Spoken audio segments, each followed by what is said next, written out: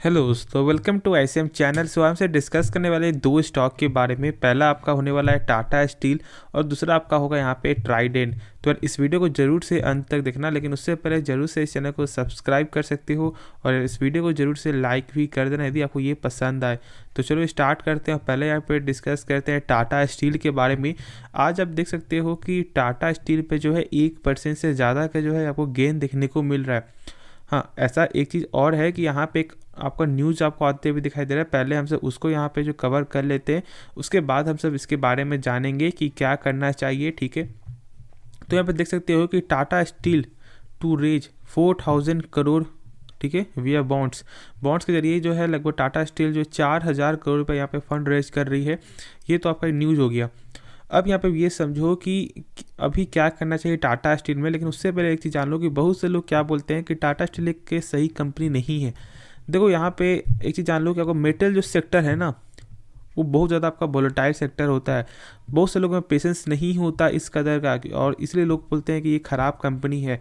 मैं आपको दिखा भी दूँ यहाँ पे मैक्स टू मैक्स यदि आप चेक करोगे तो देख सकते हो कितना ज़्यादा यहाँ पे आपको वोलेटाइल है। ठीक है, कितना अप्स एंड डाउन यहाँ पे देखने को मिल रहा है। और सोच लो, मान लो यदि बहुत से लोगों ने जब बाय किया होगा इस प्राइस पे और जब इतना प्राइस घट गया तो किस तरह का पेशेंस होगा। देख सकते हो यहाँ पे बार बार आपका इसी तरह का इस पे जो है चार्ट आपको देखने को मिलेगा। तो यदि आपको इस तरह का पेशेंस है तो फिर आपको टाटा स्टील में आराम से बने रहो फॉर द लॉन्ग टर्म के लिए। नहीं है तो फिर आप इससे थोड़ा सा दूर हो जाओ। ठीक है, अब देखो इस कंपनी ये आपको ये जो कंपनी है ना, आपको लगभग 5% का जो डिविडेंड भी यहाँ पे प्रोवाइड करवाती है। यानी कि जोड़ लो 5 × 5, ठीक है, यानी कि लगभग अप्रॉक्सीमेट यहाँ पे 25% तो आपको रिटर्न जो है वो यहाँ पे आपको जो डिविडेंड के जरिए ही यहाँ पे ये कंपनी आपको दे देती है। और जो आपको रिटर्न है 5 सालों में वो लगभग आपका 60% का आपको देखने को मिलता है। तो लगभग आपका 85 तक आपको जो रिटर्न आपको मिल जाता है। लेकिन ये आपको वैरी भी करेगा। कभी ऐसा हो सकता है कि यही रिटर्न आपका बढ़कर आपका हो जाए 100 के पार, और कभी ऐसा भी हो सकता है कि ये जो रिटर्न घटकर आपका हो जाए 30। लेकिन जब हम सब इसका बात करेंगे फंडामेंटल का तो बहुत खास है। जैसे कि आप देख लो यहाँ पे बुक वैल्यू इस कंपनी का 88 का देखने को मिलता है। अब ये बुक वैल्यू क्या होता है? बुक वैल्यू का मतलब ये समझो जैसे कि मान लो कंपनी यदि आपको डूब रही है तो आपको 1 शेयर के बदले कंपनी कितना रुपया दे सकता है, उसी को हम सब बोलते हैं बुक वैल्यू। और बुक वैल्यू यहाँ पे कंपनी का 88 है। यानी कि आपने बाय किया हुआ है जिस प्राइस पे 120 हो गया 130 हो गया, कोई फ़र्क नहीं पड़ता। यहाँ पे आपको जो 88 पर शेयर ही आपको मिलेगा, और इसकी भी कोई गारंटी नहीं होती। थोड़ा यहाँ पे 19-20 आपका होता है। तो ये एक जो अप्रॉक्सीमेट यहाँ पे देखने को मिल रहा है। अब बहुत से लोग क्या बोलेंगे, यार इसका बुक वैल्यू यहाँ पे बहुत ही कम है। नहीं, कम तो है, लेकिन लगभग मैं आपको यहाँ पे गारंटी देता हूँ कि आपके पोर्टफोलियो में से 10 में से, ठीक है, 10 में से 2 ही 3 स्टॉक का यहाँ पे बुक वैल्यू अच्छा होगा। बाकी सबका बुक वैल्यू यहाँ पे ख़राब ही देखने को मिलता है।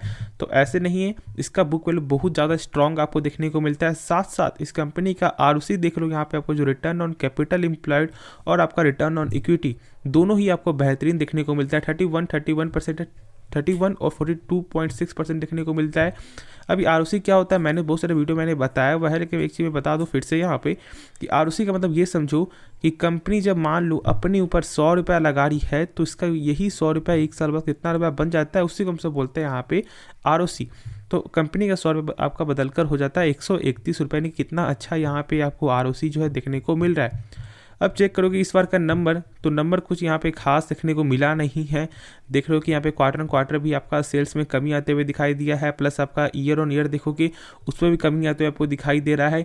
और प्रॉफिट देखोगे तो यहाँ पे नेगेटिव प्रॉफिट यहाँ पे देखने को मिल रहा है, और इसकी वजह से ही आपको जो है गिरावट भी था और प्रेशर भी है।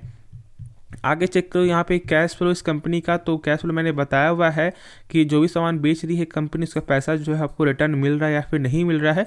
तो इस कंपनी का जो कैश फ्लो है ना, वो बेहतरीन कैश फ्लो, यानी कि पॉजिटिव कैश फ्लो देखने को मिलता है। यानी जो भी कंपनी सामान बेच रही है पैसा उसका आपको जो रिटर्न मिल रहा है। अब ये जान लो कि क्या करना चाहिए। तो आपको अभी जो है होल्ड करना है। ठीक है, होल्ड क्या समझ रहे हो, क्या बाई करना? नहीं, होल्ड करना है। अभी बाई तब करना है जब इसका लेवल 113 के ऊपर जाए, ठीक है। यदि शॉर्ट टर्म में चाह रहे हो तो शॉर्ट टर्म यदि पैसा बनाना चाह रहे हो तो हम सब ऐसा बोल रहे हैं, लेकिन यदि फॉर द लॉन्ग टर्म यदि आप यहाँ पे सोच रहे हो तो इस स्टॉक को जितना कम प्राइस से बाई करोगे, जितना यहाँ पे आप बाई करो उतना ही आपको फायदा होगा। लेकिन शर्त यही है कि यहाँ पे आपको पेशेंस होना चाहिए। लॉन्ग टर्म में अभी बाई करो, घटेगा थोड़ा प्राइस और यहाँ पे बाई कर सकते हो, लेकिन जो मैंने बताया कि पेशेंस रखना ज़्यादा ज़रूरी है। जो लोग बोल रहे हैं कि बस यहाँ पे बाई करो, नहीं, बाई तो करना ही है, ठीक है, पैसा भी तो होना चाहिए, और पैसा है तो फिर इसके बारे में जानना भी तो चाहिए कि क्या ये स्टॉक यहाँ पे आगे जाके किस तरह का यहाँ पे चलता है, नहीं चलता है। हाँ, कंपनी फंडामेंटल स्ट्रांग है, आप यहाँ पे बाई करो, नहीं, सेक्टर वाइज भी यहाँ पे डिपेंड करता है कि स्टॉक कैसा है कैसा नहीं है। कंपनी तो यहाँ पे एक नंबर कंपनी है, बस यहाँ पे जो सेक्टर है ना वो सेक्टर ऐसा ही चलेगा। तो आप ये चीज़ जरूर ध्यान रखना, बाकी सब कुछ सही है, ठीक है। आप आराम से होल्ड करके चलो, और जो ब्रोकर जो टारगेट दे रहा है वो भी टारगेट अभी फिलहाल अभी होल्ड ही की, अभी आपको होल्ड का ही है, ठीक है। और जो टारगेट पहले था 125 का, लेकिन जब जैसे ही आपको नंबर जब खराब आया कंपनी का, तो फिर यहाँ पे आपको उनका जो रेटिंग है वो आपको होल्ड हो गया है। तो ये चीज़ आपको ध्यान रखना है। बाकी सब कुछ इस कंपनी का सही है। बाकी जो भी डाउट है आप कमेंट में जरूर से पूछ सकते हो। तो नेक्स्ट स्टॉक के बारे में जो है डिस्कस करते हैं। तो हम सबको डिस्कस कर लेते हैं यहाँ पे ट्राइडेंट के बारे में।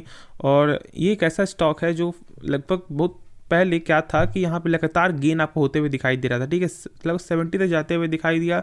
बहुत से लोग यहाँ पे 60 के प्राइस में बाई किए हुए हैं, ठीक है, 50 के प्राइस में बाई किए हुए। जब यहाँ पे 31 रुपये जब आया है तो फिर लोग यहाँ पे डर रहे हैं, ठीक है। अब एक चीज़ जान लो कि मैंने शुरू से कहा है कि जब आप किसी कंपनी में पैसा लगाते हो तो ज़रूर से 5 से 10 मिनट यहाँ पे देख लो यूट्यूब पे कि क्या वो कंपनी कैसी है, कंपनी का बिजनेस क्या है, ठीक है, उसका फंडामेंटल कैसा है, उसके बाद पैसा लगाओ। 30,000 रुपये लगा रहे हो, 10,000 लगा रहे हो, जो भी 10,000 का भी एक वैल्यू है, और उसके लिए भी यहाँ पे आपको जानना जरूरी है। और जब फ्री में जब आपको ज्ञान मिल रहा है कि कंपनी कैसी है तो एक बार ज़रूर आप देख लो, नहीं तो आप कमेंट में करो, मैं उस स्टॉक के बारे में सारा कुछ आपको बता दूंगा। उसके बाद आपको समझ में आ जाएगा कि हाँ ये कंपनी सही है, उसके बाद ही आप पेशेंस भी रख पाओगे। अब जब इसके बारे में जब आप यहाँ पे जानोगे इस कंपनी के बारे में तो खुद ही आप यहाँ पे मोटिवेट हो जाओगे, खुद ही आपको यहाँ पे इसके बारे में नॉलेज हो जाएगा, और आप बोलोगे कि नहीं, कंपनी एक अच्छी कंपनी है, हम सब यहाँ पे आपको होल्ड करके चलेंगे। अब मैं ऐसा क्यों बोल रहा हूँ, क्योंकि इस कंपनी का यहाँ पे खास बात क्या है ना, मैं आपको दिखा भी दूँ। पहले देख लो इस कंपनी का ROC, क्या बेहतरीन ROC यहाँ पे देखने को मिलता है। 23% का ROC है, ROE यहाँ पे 23.4%, दोनों यहाँ पे सेम देखने को मिलता है।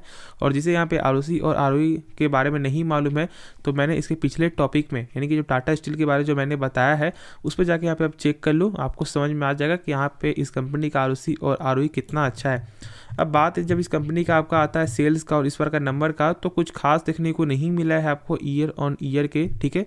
देखो यहाँ पे आपका जो क्वार्टर पे तो एक अच्छा ग्रोथ आपको देखने को मिल रहा है, लेकिन ईयर ऑन ईयर पे चेक करोगे तो 1980 करोड़ का जो यहाँ पे सेल्स आपका हुआ था वो घटकर आपका हो चुका है 1640 करोड़ का ऑलमोस्ट। और प्रॉफिट चेक करोगे तो जब आपको सेल्स कम आएगा तो प्रॉफिट भी लगभग ज़्यादा चांस आपका यही होता है कि प्रॉफिट भी कम ही आया होगा। और देखोगे उसी तरह का यहाँ पे है क्वार्टर तो यहाँ पे ग्रोथ है, लेकिन आपका ईयर ऑन ईयर पे जो है 211 करोड़ से घटकर आपका 144 करोड़ आपको देखने को मिल रहा है। अब आगे चेक करो इस कंपनी का यहाँ पे टोटल एसेट का, तो टोटल एसेट तो यहाँ पे गेन हो रहा है धीरे धीरे, लेकिन कभी बीच बीच पे क्या हो रहा है कि थोड़ा यहाँ पे आपका एक एवरेज ही चलते हुए आपको देखने को मिल रहा है। अब कैश फ्लो चेक करो इस कंपनी का, कैश फ्लो यहाँ पे क्या होता है मैंने बताया है, लेकिन फिर से एक बार आप जान लो कि कैश फ्लो हमें आपको ये दिखाता है और ये बताता है कि कंपनी जो भी सामान बेच रही है पैसा उसका आपको जो रिटर्न मिल रहा है नहीं मिल रहा है, आपको नहीं, यानी कि कंपनी को मिल रहा है या फिर नहीं मिल रहा है। तो इसका जो है यहाँ पे कैश फ्लो जो है ना वो पॉजिटिव देखने को मिलता है। अब देखो ये जो दो टॉपिक को छोड़ दो, इन्वेस्टिंग फाइनेंसिंग इसको भूल जाओ। कंपनी इन्वेस्ट से कहाँ पैसा बना रही है, फाइनेंस से कैसा पैसा बना रही है, एक अलग मैटर है। मैटर आपको ये है कि जो सामान से जो कंपनी पैसा बना रही है उसको चेक करो। और इसका चेक करने का सिंपल तरीका क्या है कि ये जो 903 करोड़ है ना, इससे कम होना चाहिए टोटल प्रॉफिट। और मैं आपको दिखा भी दूँ यहाँ पे कि 903 करोड़ से कम है, 834 करोड़ ही आपको देखने को मिलता है, ठीक है, 2022 में, ठीक है।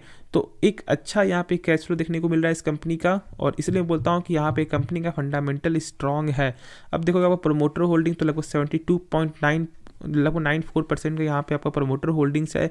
FIS का देखोगे थोड़ा कम हुआ है, लेकिन इसी प्रकार का यहाँ पे चलते हुए दिखाई दे ही रहा है, 2 से लेकर लगभग 3 के बीच में ही देखने को मिल रहा है। तो ये कोई बड़ी बात नहीं है और कोई ज़्यादा पैनिक होने वाली भी बात नहीं है। DIS का देखोगे तो बहुत ही कम है यहाँ पे, लेकिन 0.04 0.05 ऐसा ही देखने को मिल रहा है। तो बाकी सब कुछ इस कंपनी का सही है। ठीक है। बस थोड़ा यहाँ पे क्या खराबी आपको इस बार आया है कि इस बार नंबर सही नहीं आया कंपनी का, और थोड़ा आपका एसेट जो है ना वो यहाँ पे जो आपको लगातार बढ़ते हुए दिखाई नहीं दे रहा है, कभी बीच में एक बार बढ़ रहा है तो फिर उसी में आपको एक सस्टेन हो रहा है। तो इस प्रकार का यहाँ पे एसेट है, लेकिन बाकी सब कुछ इस कंपनी का फंडामेंटली बहुत ज़्यादा स्ट्रॉन्ग है। और इसलिए मैं बोल रहा हूँ कि यहाँ पे आपको जो है क्या करना है, अभी होल्ड करके चलना है।